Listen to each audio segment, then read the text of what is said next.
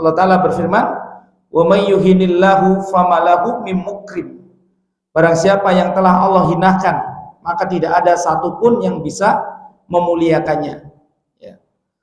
Baik, Allah hinakan dahulu ya, Raja Namrud, ya. Allah hinakan Raja Fir'aun, Allah hinakan Qarun, ya. Semuanya dihinakan Allah Ta'ala, maka tidak ada orang yang bisa mengungkit kemuliaan mereka, walaupun mereka banyak pengikutnya, banyak hartanya.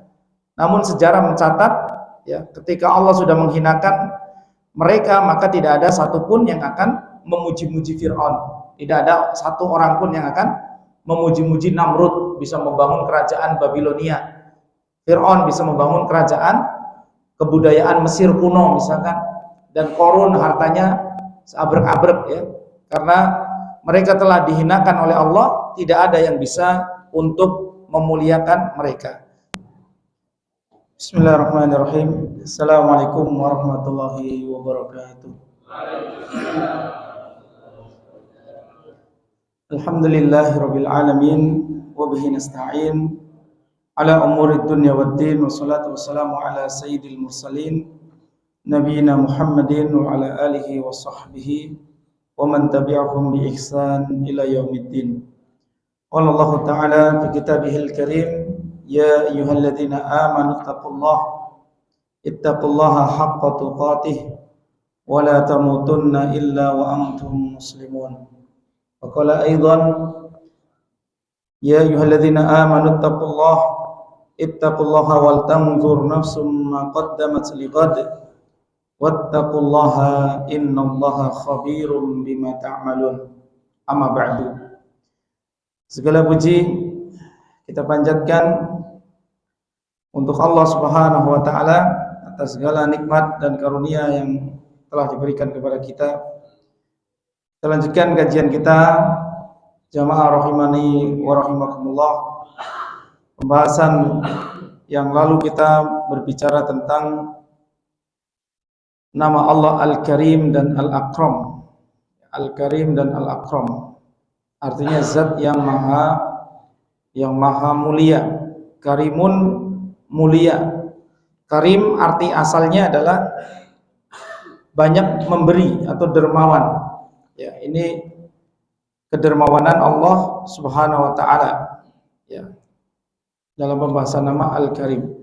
Adapun Al-Karam merupakan ismu tafdil ya, jadi Al-Akram. Al-Akram ini artinya Allah Subhanahu wa taala zat yang paling pemurah. Kalau Al-Karim itu pemurah, Al-Akram artinya zat yang paling pemurah. Kebaikan siapapun tidak ada yang bisa menandingi dari kebaikan Allah Subhanahu wa taala Al-Akram. Baik, ini pembahasan yang lalu ya, dan kita telah membahas tentang karomah ya. Karomah ini artinya kemuliaan yang hakiki. Ini kemuliaan yang Allah Ta'ala berikan kepada hamba-hambanya yang Allah muliakan dari para malaikat. Ibadum mukramun, para malaikat itu hamba-hamba Allah yang mulia. Tapi manusia juga akan mulia bagi mereka yang mengendalikan hawa nafsu mereka, yang bertakwa kepada Allah Subhanahu wa taala. Allah Ta'ala sebutkan, inna akramakum indallahi atqakum innallaha alimun khabir. Sesungguhnya orang yang paling mulia kedudukan kalian di sisi Allah, atqakum adalah orang yang paling bertakwa di antara kalian. Sesungguhnya Allah Maha mengetahui secara rinci ya segala ilmu pengetahuan. Dan orang yang tidak mendapatkan kemuliaan, maka dia akan dihinakan oleh Allah Subhanahu wa taala. Ketika seorang dihinakan oleh Allah, maka tidak ada yang bisa untuk memuliakannya. Allah Ta'ala berfirman, "Wa may yuhinillahu famalahu mim mukrim." Barang siapa yang telah Allah hinakan, maka tidak ada satupun yang bisa memuliakannya. Ya. Baik, Allah hinakan dahulu ya, Raja Namrud, ya. Allah hinakan Raja Fir'aun, Allah hinakan Qarun, ya. Semuanya dihinakan Allah Ta'ala, maka tidak ada orang yang bisa mengungkit kemuliaan mereka, walaupun mereka banyak pengikutnya, banyak hartanya. Namun sejarah mencatat, ya, ketika Allah sudah menghinakan mereka, maka tidak ada satupun yang akan memuji-muji Fir'aun. Tidak ada satu orang pun yang akan memuji-muji Namrud bisa membangun kerajaan Babilonia. Fir'aun bisa membangun kerajaan kebudayaan Mesir kuno misalkan, dan Korun hartanya seabrek-abrek, ya. Karena mereka telah dihinakan oleh Allah, tidak ada yang bisa untuk memuliakan mereka. Yu'izzu may yasha, ya, wa yudhillu may yasha. Allah Subhanahu wa taala memuliakan siapa yang Allah kehendaki, dan Allah Subhanahu wa taala menghinakan siapa yang Allah kehendaki. Karena siapa yang dikehendaki di sini sesuai dengan amalan masing-masing. Orang yang amalannya mulia, dia akan dimuliakan oleh Allah Subhanahu wa taala. Adapun orang yang amalannya tidak mulia, maka dia tidak akan mendapatkan kemuliaan. Ya, karena semua tergantung dari perbuatan, ya. Adapun orang yang mulia di zaman sebelum dia masuk Islam, kemudian dia masuk Islam, maka tetap dia akan mendapatkan kemuliaan. Mulia di sini maksudnya punya posisi tinggi. Orang yang posisinya paling tinggi setelah Abu Thalib wafat, ya, sebagai pemimpin suku Quraisy, maka yang posisinya paling tinggi itu Umar dan Abu Jahal. Ya, pengaruhnya sangat besar sekali, ya. Dan permusuhan mereka berdua keras sekali. Abu Jahal iya, Umar iya, ya. Umar dan Abu Jahal ini sama-sama sepupu, ya, dari kakek keempat, ya, karena mereka sama-sama dari Bani Abdul Manaf, ya, sama-sama dari Bani Abdul Manaf. Makanya Nabi SAW berdoa supaya salah satu mereka masuk Islam. Jadi kaum muslimin, agama Islam ini butuh orang-orang kuat juga, ya, butuh orang-orang kuat yang akan menjadi penolong, ya, sebagai wasilah, sebagai penolong agama. Maka Nabi SAW mengatakan, Allahumma a'izzal Islam bi ahabbi min hadaini. Ya Allah, kuatkanlah agama Islam dengan siapapun dari dua orang yang engkau cintai, yaitu Amr bin Hisam, Abu Jahal, dan Umar bin Khattab. Ya, dua-duanya Umar satunya Amru. Abu Jahal itu gelarnya saja, Pak. Karena dia digelari oleh Nabi SAW, ya, dia pinter, suaranya didengar, strategi perangnya jitu juga, strategi politiknya juga jitu. Namun karena bodoh terhadap akidah dan tauhid, Nabi SAW menggelarinya sebagai Abu Jahal, bapaknya kebodohan, ya.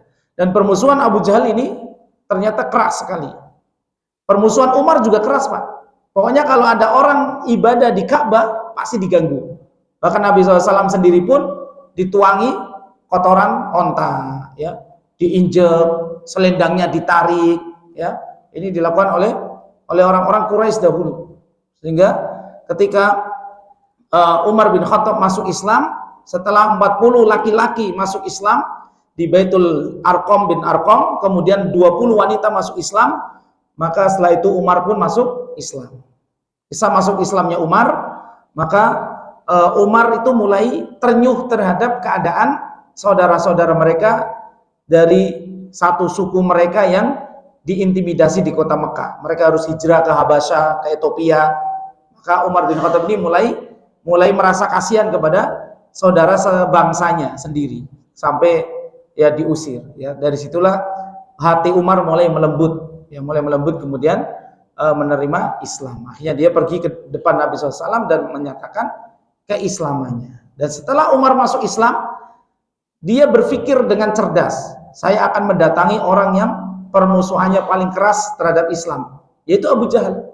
Dia mengetok rumah Abu Jahal, kemudian dia mengatakan, saya telah masuk Islam. Maka Abu Jahal tanpa berkata apa-apa langsung menutup pintu. Kesel juga sama Umar, ya. Kemudian cara menyebarkannya, karena tidak ada medsos, dia cari orang yang suka nyebarin berita, suka ngomong sana ke sini, ya. Dari zaman dulu sampai zaman sekarang ini masih ada, Pak, orang yang suka nyebarin berita. Maka dia datang kepada salah seorang pembesar Quraisy yang suka menyebarkan berita dan menyatakan keislamannya, dan betul ya, dia langsung disebarkan bahwa Umar bin Khattab telah masuk Islam ya. Dan setelah itu 40 laki-laki yang akan beribadah di sekitar Ka'bah itu tidak diganggu lagi, Pak. Pernah dengar nggak kisah Ibnu Mas'ud yang dia baca Quran di samping Ka'bah kemudian digebukin sama Abu Jahal, digebukin sama orang-orang Quraisy, dan besok lagi baca Quran, baca Ar-Rahman, Allamal Quran, gebukin lagi. Tapi setelah Umar masuk Islam, dijagain sama Umar bin Khattab. Ini kekuatan Umar. Dan Umar orang yang memiliki karomah yang luar biasa. Ya, memiliki karomah yang luar biasa. Nabi SAW pernah sebutkan Umar fil jannah, bahwa Umar masuk surga. Kemudian Nabi SAW pernah melihat bidadari yang sangat cantik ya di samping istana. Maka Nabi SAW bermimpi, kemudian bertanya kepada malaikat, siapa ini? Ini adalah istananya Umar dan bidadarinya Umar. Maka Nabi SAW merasa malu karena Umar orangnya pencemburu, Pak. Maka beliau segera beralih dari pandangan bidadari tersebut. Ketika diceritakan hal tersebut kepada Umar bin Khattab dan para sahabat, maka Umar menangis. Ya Rasulullah, bagaimana saya akan cemburu terhadap Anda? Ini di antara karomah Umar.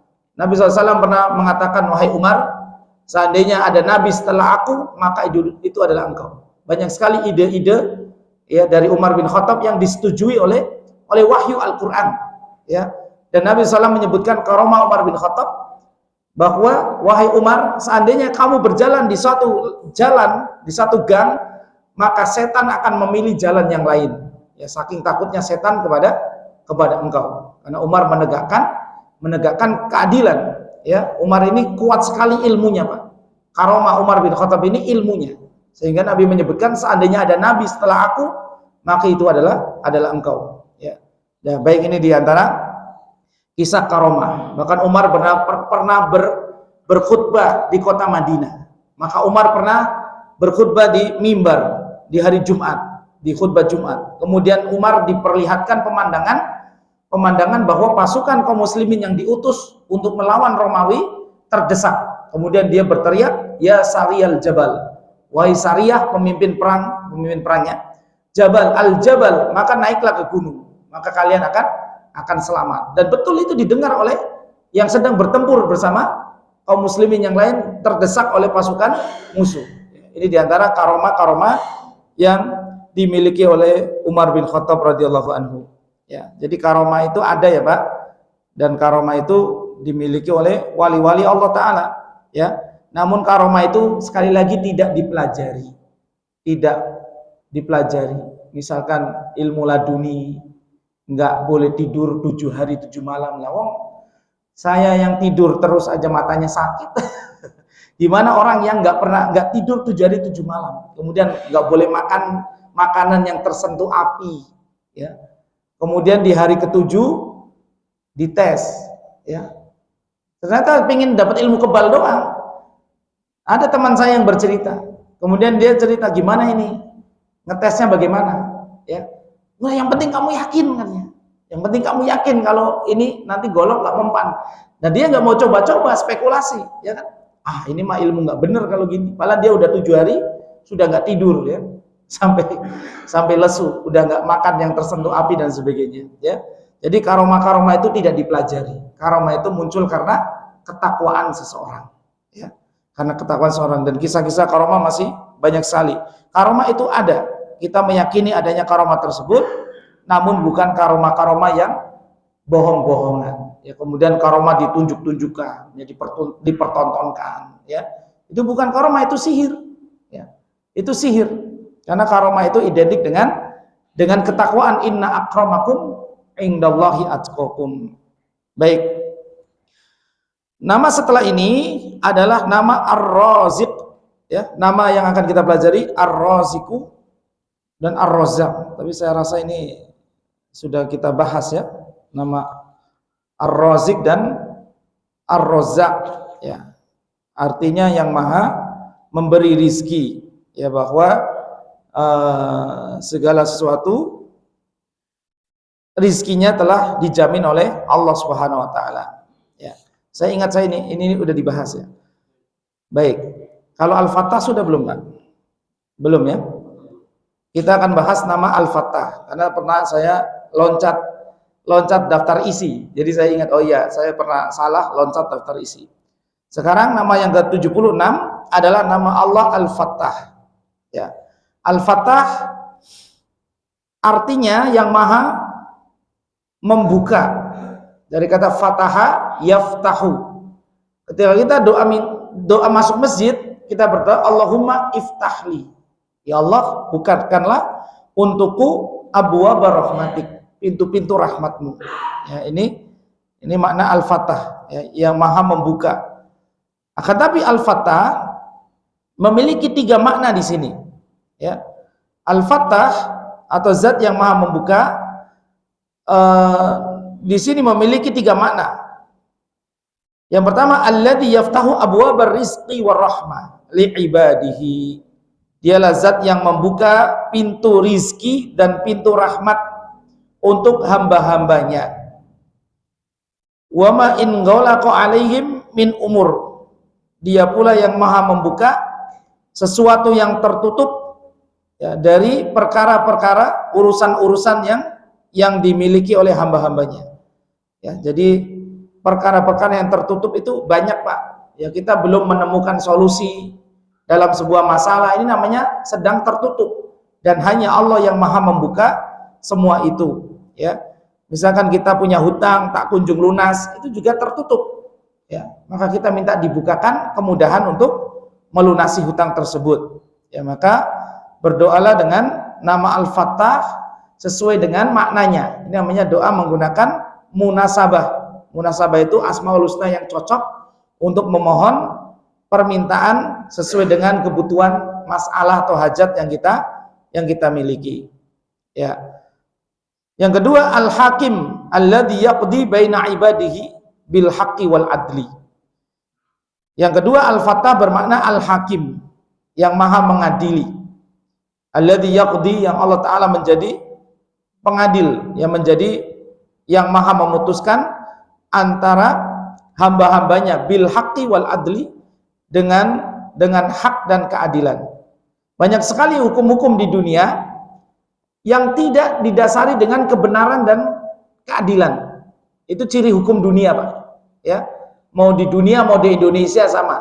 Hukumnya dibuatkan RUU sendiri, ya, dirancangin undang-undang sendiri untuk kepentingan sendiri. Ini jelas jauh dari hak, jauh dari kebenaran, dan jauh dari keadilan.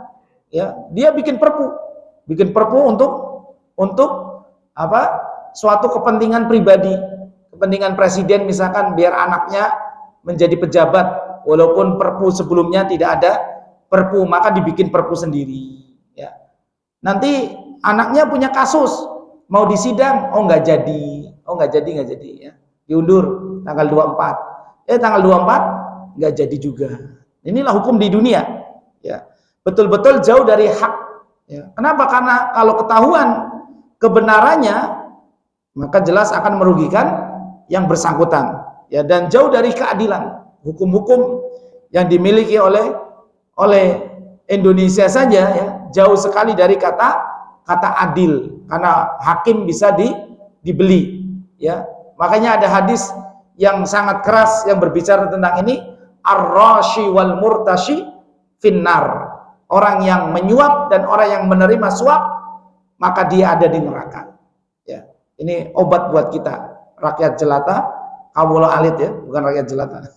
Kawula alit yang selalu dipermainkan oleh kalangan-kalangan elitis, kalangan musrifin, orang-orang atasan kita, ya, yang mereka mempermainkan keadilan. Ya, maka Allah Subhanahu Wa Taala akan menghukum mereka kelak. Jangankan orang yang zolim kepada satu negara, Pak. Suami yang zolim sama istri pun Allah mengancam suami, innallaha kana aliyan kabiro. Di surat An-Nisa ayat 34. Ayatnya nempel dengan kalimat ar-rijalu qawwamuna 'alan nisa. Ya, di akhir ayat Allah Ta'ala sebutkan, fa in ata'nakum falatabghi 'alaihinna sabila. Ya, falatabghu 'alaihinna sabila. Jika istrimu taat sama kamu, wahai suami, jangan persempit kehidupan istri, jangan dipersempit, jangan suka dihardik, jangan suka dicela. Kalau dia sudah melaksanakan kewajibannya, maka kita nggak boleh sewenang-wenang kepada istri kita. Allah Ta'ala mengancam. Ancaman Allah itu ada dua jenis, Pak. Ancaman langsung hukuman. Yang kedua, ancaman dengan nama dan sifat. Ya. Ancaman dengan nama dan sifat. Kita bisa mengancam anak kita dengan jenis ancaman kedua. Ancaman pertama, langsung saya hukum kamu nak kalau kamu salah. Ya. Ancaman yang kedua, Bapak tahu apa yang kamu kerjakan. Dengan kita ngancam, Bapak itu tahu kamu berbuat apa. Ya. Itu juga udah menjadi ancaman, Pak. Innallaha kana 'aliyan kabira, ini juga ancaman. Sesungguhnya Allah Maha tinggi dan Maha besar. Gak boleh ada yang meninggikan diri dan membesarkan dirinya kecuali Allah, karena ini sifat al-jalal, sifat keagungan bagi Allah Subhanahu wa taala, dzul jalal wal ikram, ya. Maka nggak boleh manusia mengambil sifat ini. Siapa yang mengambil sifat keagungan dan kebesaran, faman naza'a wahidan minhuma qadabtuhu finnar. Siapa yang mengambil sifat kebesaran dan keagungan, ya, untuk dirinya, karena ini sifat setan, ya. Setan mengambil, mohon maaf, setan itu salah satu sifatnya kiber. Kalau Allah Maha besar, iya. Allah Maha tinggi, iya. Nah, maka sifat syaitan yang sombong itu tidak perlu untuk ditiru, ya. Karena dosa kesombongan itu dosa yang pertama kali terjadi di alam semesta. Antara hubungan makhluk dengan Allah Subhanahu wa taala, yaitu dosanya iblis saat sombong menolak kebenaran perintah sujud kepada Nabi Adam dan merendahkan manusia. Maka itulah definisi sombong. Batarul haq, menolak kebenaran, wa ghamtun nas, dan merendahkan orang lain, ya. Maka hendaklah kita buang jauh-jauh sifat kiber ini, Pak. Karena sombong itu faktornya banyak.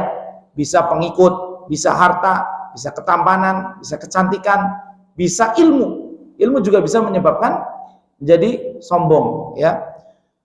Baik, yang ketiga al-Fattah. Al-Fattah bermakna an-nasir li ibadihil mu'minin. Allah Subhanahu wa taala nasir, artinya maha nasir, maha menolong hamba-hambanya yang beriman. Walil madlumi ala dhalim, dan Allah maha menolong orang yang terzolimi, ya, atas kezaliman orang lain. Jadi untuk orang yang terzolimi dispesialkan, ya, karena Allah maha adil, al-muqsit. Ya, di antara sifat Allah juga al-adl. Al-adl maha adil. Maka orang yang terzolimi tidak ada hijab antara dia dengan Allah Subhanahu wa taala saat meminta. Makanya Nabi SAW bersabda kepada Muaz bin Jabal, ittaqi da'watal madlum.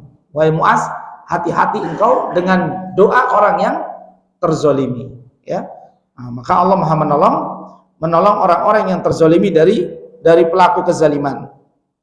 Baik. Adapun al-Fattah yang keempat bermakna alladzi yaftahu babal ilmi. Allah yang membuka pintu ilmu, ya. Allah yang membuka pintu ilmu. Kita dapati doa-doa para masyayikh, para syekh kepada murid-murid mereka. Mereka selalu mengatakan fattahallahu alaik. Fattahallahu alaik, semoga Allah membukakan ilmu untukmu, ya. Jadi dulu Imam Malik mendoakan Imam Asy-Syafi'i, ya, supaya Allah membukakan, agar Allah membukakan ilmu kepada Asy-Syafi'i. Dan ternyata benar, Asy-Syafi'i mendapatkan ilmu yang luar biasa, ya, dan menjadi seorang imam besar, ya. Baik. Jadi banyak sekali kitab-kitab para ulama yang diberi judul Fathul Qadir li Syaukani, milik Imam Asy-Syaukani dalam bab tafsir Quranul Karim, ya. Kemudian Fathul Bari punya Imam Ibnu Hajar, ya. Fathu artinya membuka, Pak. Al-Bari nama Allah, Al-Qadir juga nama Allah. Fathul Qadir, Fathul Bari, ya.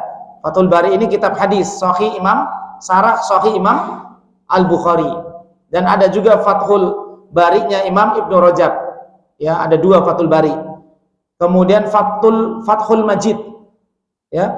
Fathul Majid ini Sarah Kitabut Tauhid. Fathur Rahim juga ada, Fathul Alam, kemudian Fathul Mu'in dipakai oleh orang-orang Nahdliyin nih, Fathul Mu'in, ya. Dan banyak kitab-kitab yang berjudul Fathu. Kenapa? Karena Allah Subhanahu wa taala membukakan ilmu, Ya, untuk orang-orang yang menempuh jalan mujahadah, yang menempuh jalan mujahadah kesungguh-sungguhan untuk menuntut ilmu. Ya, baik, ini makna daripada Al-Fattah yang keempat, yang maha membukakan ilmu untuk kita. Dan ilmu itu lebih penting, Pak. Ilmu itu sangat penting sehingga mencarinya itu hukumnya wajib. Hukum ngaji itu wajib sebenarnya, Pak. Tapi wajibnya enggak mu'akkad. Mu'akkad itu terkait dengan waktu. Bahkan sholat aja ada yang mu'akkad, ada yang sholat mutlak. Maksudnya waktunya dikerjakan, ada yang terikat waktu, ada yang tidak terikat waktu. Maka menuntut ilmu itu ibadah yang wajib tapi mu'akkad, ghairu mu'akkad, ya. Ibadah yang wajib tapi tidak terikat oleh waktu. Kapanpun ada peluang, maka kita menuntut ilmu. Seperti Umar bin Khattab tadi, di antara karomahnya adalah ilmu. Bahkan beliau, kalau ada nabi setelah Nabi Muhammad SAW, ya, karena nabi itu identik dengan ilmunya, ya, ilmu. Ya, maka Umar itu rajin menuntut ilmu. Bahkan di sela-sela kesibukan Umar berdagang, Umar kerjasama dengan tetangganya. Hari ini kita bagi dua, ya. Saya yang menuntut ilmu, nanti Anda yang bekerja, berdagang. Nanti besok gantian. Ya, begitu mereka saling bertukar informasi ilmu, saling meriwayatkan hadis dari Nabi Shallallahu Alaihi Wasallam. Ya, baik. Ini Al-Fathu yang makna keempat, ya. Al-Fattah maha membukakan ilmu kepada hamba-hambanya. Ya, ilmu itu dibutuhkan oleh seluruh manusia. Ya, dibandingkan dengan harta. Kalau ilmu, kata Imam Ibnu Qayyim, ada 40 keutamaan ilmu dibandingkan dengan harta, Pak. Ada 40. Pertama, bahwa ilmu itu akan menjaga pemiliknya. Kalau harta, ya, pemiliknya yang harus menjaga harta tersebut. Ini adalah keistimewaan ilmu. Kemudian ilmu dibutuhkan oleh seluruh kalangan, baik dari rakyat jelata sampai raja. Raja pun membutuhkan ilmu. Ya, adapun harta hanya dibutuhkan oleh, ya, dicari dan dibutuhkan oleh orang-orang miskin dan fuqara. Malah raja itu nggak mikirin harta lagi, Pak. Ya, raja atau pemimpin itu nggak mikirin harta lagi. Ya, yang mereka pikirkan ya harus mereka pikirkan, mereka membutuhkan ilmu. Karena semua manusia membutuhkan ilmu. Ya. Baik, di sini disebutkan iktaronal ismul fattahi bismil alim. Nama al-fattah sering digandengkan dengan nama al-alim. Kenapa? Haitsullahu ta'ala huwal qadil alim. Ya, di sini disebutkan nama al-fattah digandengkan dengan nama al-alim karena Allah Subhanahu wa taala dialah yang maha memutuskan segala perkara di atas ilmu yang hak, ya, bil qada'i baina khalqihi, dalam keputusan-keputusannya, ya, di antara hamba-hambanya, li'annahu la takhfa anhu khafiyah, karena tidak ada yang tersembunyi dari Allah Subhanahu wa taala, wala yahtaju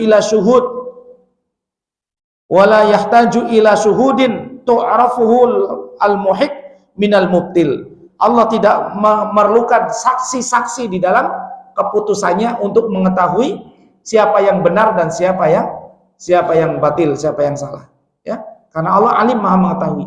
Jadi keputusan Allah selalu benar. Ya, kita akan lihat dalil-dalil disebutkannya nama Al-Fattah di sini, ya, berkenaan dengan Al-Fattahul Alim disebutkan di dalam Al-Qur'anul Karim, ya. Penggandengan Al-Fattah dengan Al-Alim di ayat ke-26 surat Saba. Allah Ta'ala berfirman, Qul yajma'u bainana rabbuna thumma yaftahu bainana bil haqq wa huwal fattahul alim. Katakanlah wahai Rasulullah, yajma'u bainana rabbuna. Kelak di hari mahsyar kita semua akan dikumpulkan. Makanya disebut mahsyar, Pak. Kita digiring, kemudian yajma', ya, kita yaumul jam'i. Nama hari kiamat juga disebut dzalikal yaumul jam'. Nama hari kiamat juga yaumul jam'i, artinya kita semua dihimpun di satu padang yang satu, di padang mahsyar, ya. Kemudian summa yaftahu bainana bil haqq. kemudian Allah akan putuskan segala perkara antara kita. Perkara apapun, semua akan diputuskan nanti di akhirat, Pak. Misalkan ada teman yang hutang sama kita nggak bayar di dunia. Ada orang yang kena tipu 150 juta, Pak. Ini Bapak AL di Ciangsana pernah cerita ke saya, ya, saya ketipu, Ustaz. Ya. Ini orangnya ini begini. Awalnya teman baik, kemudian dia investasi, ya, biasa investasian. Ketipu sampai 150 juta, Pak. Ketika itu orangnya mati, ditagih ke istrinya, saling lempar-lemparan. Oh, yang utang bukan saya kok, suami saya kok. Ya, jadi orang awam itu begitu, Pak. Kalau ada utang yang belum kebayar dari jenazah, dari mayit, ahli warisnya nggak tahu menahu, wong yang utang bukan saya, tapi kan dia mungkin dinikmati bareng, tapi dia mengatakan yang utang bukan saya. Padahal itu uang simpanan, boleh nyimpen itu, ya namanya bapak tentara kan gajinya kecil. Apa ada tentara yang gajinya gede, ya? Kalau punya usaha mungkin. Jadi 150 juta ketipu, Pak.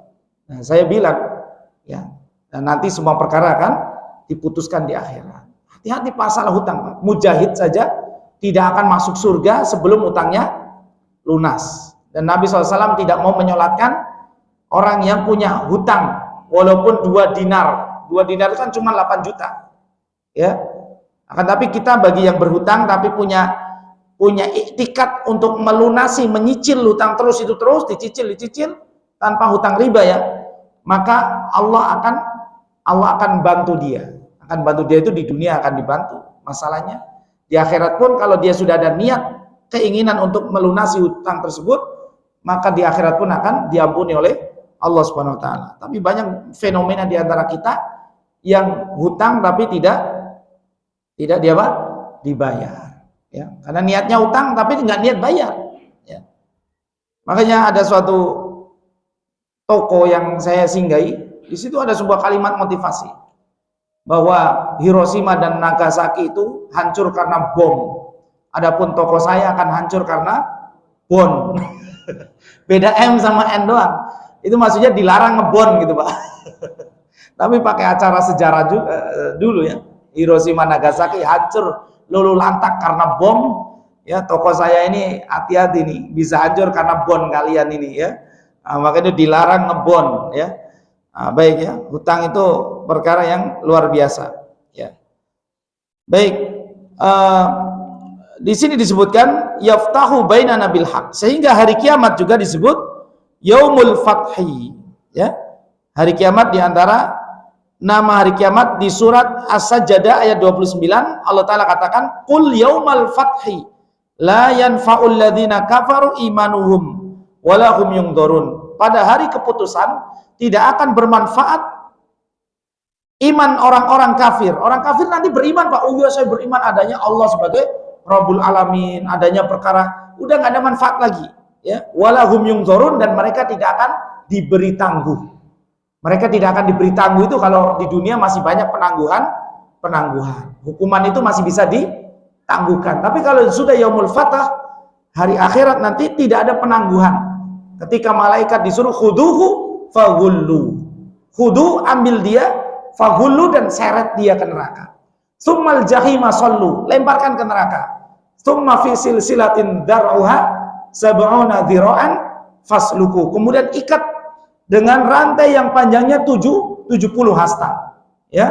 Innahu kana la yu'minu billahil azim. Mereka di dunia tidak mengagungkan Allah dengan tunduk kepada syariat Allah, beribadah, menerima agama Islam dan tunduk kepada syariat-syariat Allah Ta'ala, ya. Ini orang kafir la yungdharun, tidak ditangguhkan lagi hukuman mereka, langsung diseret oleh malaikat, ya. Maka itu disebut yaumul fatah, hari keputusan. Di sini disebutkan yaftahu bainana bil haq, segala perkara akan diputuskan di antara kami dengan keadilan.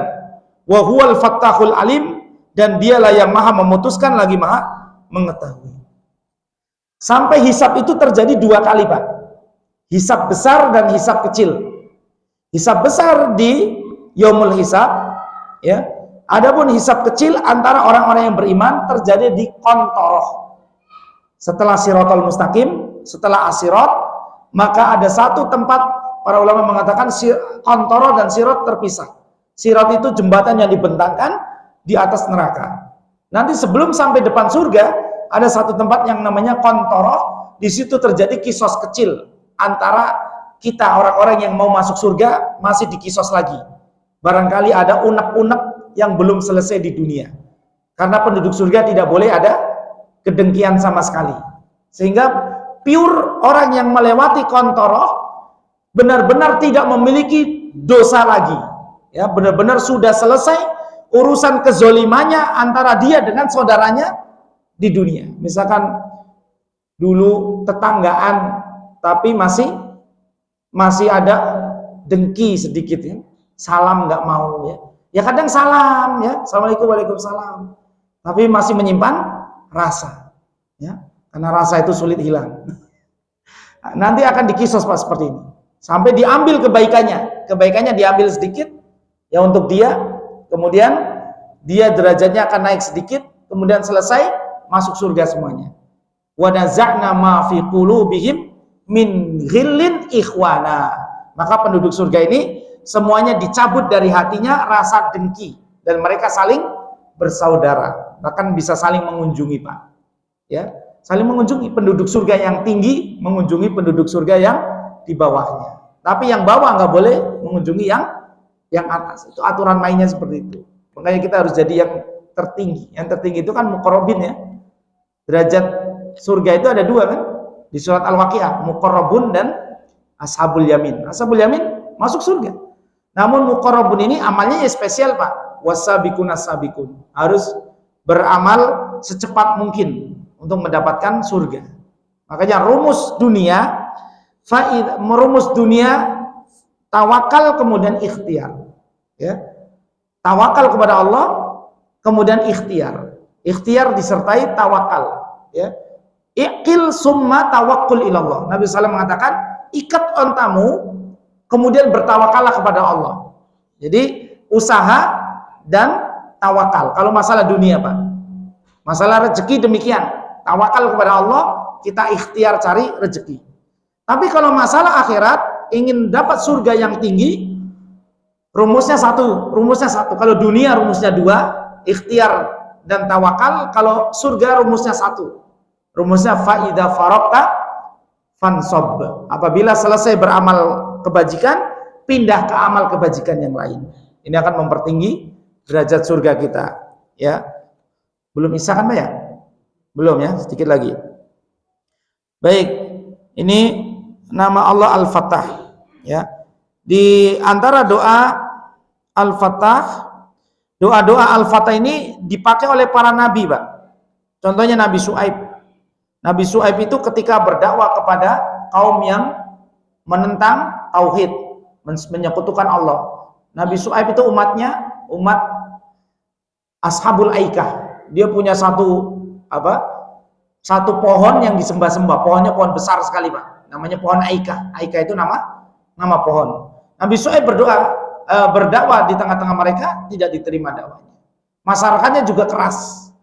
Kemudian di antara pelanggaran kaum Syuaib, kaum Madian adalah suka mengurangi timbangan. Di akhir fase dakwah Nabi Syuaib sudah merasa bahwa kaumnya tidak beriman. Maka Nabi Syuaib berdoa, dikisahkan di surat Al-A'raf ayat 89. Rabbana ftah bainana wa baina qaumina bil haqq. Ya Allah, putuskan keputusan antara kami orang yang beriman dengan mereka bil haqq, dengan benar.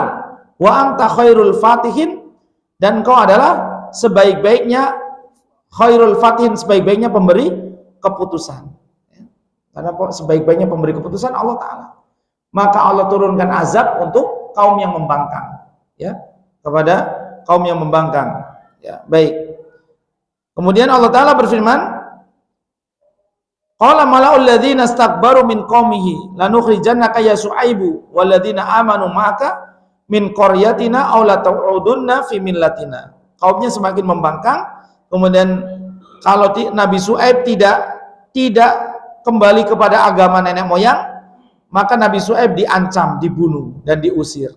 Maka Nabi Syuaib berdoa dengan doa yang tadi. Kemudian di surat Al-A'raf ayat 91 Allah Ta'ala berfirman, fa'akhodat humur rajfah. Mereka disambar petir. Rajfah itu petir, Pak.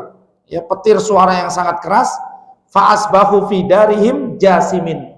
Maka mereka bergelimpangan mayat-mayat mereka di rumah-rumah mereka.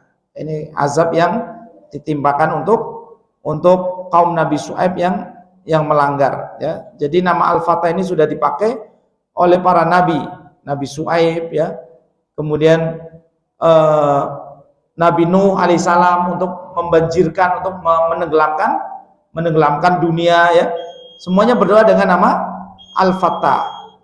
Jadi semua nabi-nabi alaihim salatu wassalam, mereka semua sudah menggunakan doa mustajab mereka di dunia, Pak. Mereka sudah meminta, ya, memakai doa mustajab mereka di dunia, kecuali Nabi Muhammad SAW. Ini yang disebut nanti dengan bab syafaatul uzma. Syafaatul uzma ini syafaat untuk memutuskan perkara di hari akhir, saat semua manusia anak Adam pergi ke Nabi Adam. Nabi Adam nggak bisa, disuruh pergi ke Nabi Nuh, Rasul pertama. Nabi Nuh nggak bisa, Nabi Ibrahim, ya. Nah, maka semuanya sudah memakai doa mustajab mereka di dunia. Ya, di sini, ya, tawajjahat ar-rusul ilallahi al-fatah subhana bitolabil fathi fi ma hasala bainahum wa baina aqwamihim al-mu'anidin. Ya, bahwa semua para nabi dan rasul mereka berdoa di akhir dakwah mereka, ya, di puncak pelanggaran dan penentangan kaumnya kepada Allah dan Rasulnya, maka nabi-nabi mereka berdoa dengan doa mustajab mereka untuk membinasakan kaum al-mu'anidin. Mu'anidin itu dari kata inat. Inat itu apa ya? Inat itu membangkang, kaum-kaum yang membangkang kepada nabi, kepada para nabi. Minal jidali wal khusuma. Mereka itu selalu mendebat nabi, Pak. Kebenaran selalu didebat. Khusuma, ada permusuhan, kebencian di antara mereka. Maka pembesar-pembesar, setiap nabi memiliki musuh dari kalangan-kalangan pembesar, ya. Akabir mujrimiha. Setiap nabi memiliki akabir mujrim, ya. Jadi pembesar yang jahat, ya. Nah, maka ini musuh para nabi, ya. Maka fastajaballahu lahum biihlakil jababirah. Maka Allah Subhanahu wa taala menggambarkan bahwa semua doa para nabi dan rasul dikabulkan biihlakil jababiro, dengan dimusnahkannya kaum jababiro. Jababiro itu kaum penentang dan sewenang-wenang. Di surat Ibrahim disebutkan wastaftahu, para nabi semuanya berdoa untuk kaum mereka, memberi keputusan dengan kaum penentang tadi. Wa khaba kullu jabbarin anid, maka khaba artinya celakalah, dan celaka orang-orang yang jabbar, sombong, anid lagi menentang, ya. Orang-orang yang sombong lagi sewenang-wenang. Ini kesimpulan dari doa para nabi dan rasul. Tapi Nabi SAW tidak pernah mendoakan kebinasaan kepada orang-orang Quraisy. Bahkan ketika orang Quraisy mau melakukan kesalahan yang akan menurunkan azab kepada mereka, dicegah oleh malaikat Jibril, ya. Jangan sampai karena sebab ini Quraisy akan diazab. Contohnya apa, Pak? Contohnya orang Quraisy meminta agar bukit Sofa dan Marwah diubah jadi emas. Coba kalau Sofa Marwah ini bisa jadi emas, kami akan beriman. Malaikat Jibril datang, Muhammad, jangan kamu. Kalau Nabi Muhammad berdoa, itu benar-benar Safa Marwah bisa jadi emas beneran, Pak. Uang bulan aja bisa dibelah, kan? Iktarobati sa'a wang syakol komar. Bulan itu sudah terbelah. Satu ke bukit Sofa, satu ke bukit Marwah. Kemudian Nabi SAW satukan kembali jadi satu. Makanya di penelitian NASA, bulan itu ada retakannya. Itu kan memang betul-betul terbelah, ya, dan itu mudah bagi Allah Al-Qadir. Maka mereka di suatu kesempatan ingin bukit Safa dan Marwah dijadikan emas. Ketika Nabi hendak berdoa supaya Safa Marwah jadi emas, Jibril datang, ya Muhammad, jangan. Ini mereka nggak akan beriman, ya. Nanti kalau sudah jadi emas Safa dan Marwah, kemudian mereka nggak beriman, Allah akan turunkan azab. Ya, maka Nabi SAW tidak jadi berdoa, ya. Baik, jadi Nabi SAW itu sabar sekali Pak, tidak menggunakan doanya di dunia ini. Yang ada berperang itu karena syariat. Udzina lilladzina amanu, orang-orang beriman diizinkan berperang karena kezaliman orang-orang Quraisy. Sehingga Quraisy ini musuh bebuyutan, musuh utama, ya musuh utama orang-orang beriman. Musuh-musuh yang lain dari kabilah orang musyrik yang bersekutu dengan Quraisy. Kemudian musuh dari kabilah Yahudi, ya Yahudi yang di Khaybar, ya Yahudi yang di Madinah, Yahudi yang di Khaybar, semuanya musuhnya banyak sekali kaum muslimin dulu Pak, ya. Namun Nabi SAW memerangi mereka dengan kesabaran, ya, tidak berdoa supaya mereka binasa, tidak. Baik, jadi ini doa para Nabi dan Rasul semua memakai nama Al-Fattah, ya. Adapun doa masuk masjid, idza dakhala ahadukumul masjida falyaqul Allahumma iftahli abwaaba rahmatik. Jika salah seorang di antara kalian masuk masjid, maka ucapkanlah Allahumma iftahli abwaaba rahmatik. Didahului dengan salawat. Allahumma shalli wa sallim ala nabiyina Muhammad. Allahumma iftahli abwaaba rahmatik. Ya Allah, bukakanlah pintu-pintu rahmat. Karena di dalam masjid banyak rahmat. Karena banyak malaikat, ya. Ada malaikat, ya. Kemudian rahmat, ya, banyak sekali di masjid rahmat Allah SWT. Jadi kalau kita sedang futur di rumah, maka datanglah ke masjid Pak, ya, ke masjid walaupun tidak ada orang, antum datang ke masjid, sholat tahiyatul masjid, kemudian baca Quran di masjid, itu lebih afdol. Jadi baca Quran di masjid itu tempatnya lebih mulia, maka pahalanya pun lebih besar. Anda bersendiri berkholwat di masjid, baca Quran di masjid, itu pun afdol. Pintu-pintu rahmat akan dibukakan kepada kita. Wa idza kharaja falyaqul Allahumma inni as'aluka min fadlik. Kalau keluar masjid dengan kaki kanan, dengan kaki kiri dulu, ya, kemudian berdoa Allahumma inni as'aluka min fadlik, ya Allah berilah aku karuniamu. Jadi di masjid itu ada rahmat, di luar masjid ada karunia. Karunia itu rezeki Pak, rezeki yang sifatnya fisik, ya, kayak uang, ya, properti, ya, bisnis, itu semuanya di luar masjid. Makanya masjid gak boleh jadi tempat jual beli, gak boleh. Di masjid nyari barang hilang aja gak boleh Pak, karena masjid itu murni untuk zikrullah, murni untuk berzikir mengingat Allah. Maka masjid disebut tempat yang penuh dengan rahmat. Kalau kita di masjid gak boleh jual beli, ya, transfer dari masjid gak boleh, bisnis dari masjid, menjalankan bisnis dari masjid gak boleh, ya, kecuali bayar utang. Kalau bayar utang kan bukan jual beli. Oh iya, saya lupa mau bayar utang, saya transfer, ya, boleh. Kalau dari masjid transfer utang boleh, karena utang itu sesuatu yang harus disegerakan. Ya, kalau ditunda-tunda zalim, matlul goni zulmun, ya.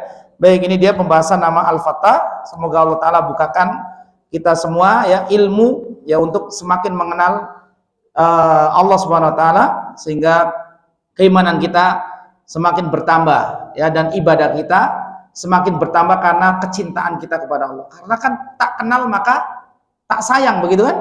Kalau kita semakin mengenal Allah dengan nama-namanya yang maha indah, sifat-sifatnya yang maha tinggi, maka kita akan semakin muncul mahabbah, ya. Dan mahabbah kita kepada Allah disertai pengenalan yang benar, maka mahabbah kita kepada Allah plus khauf dan roja.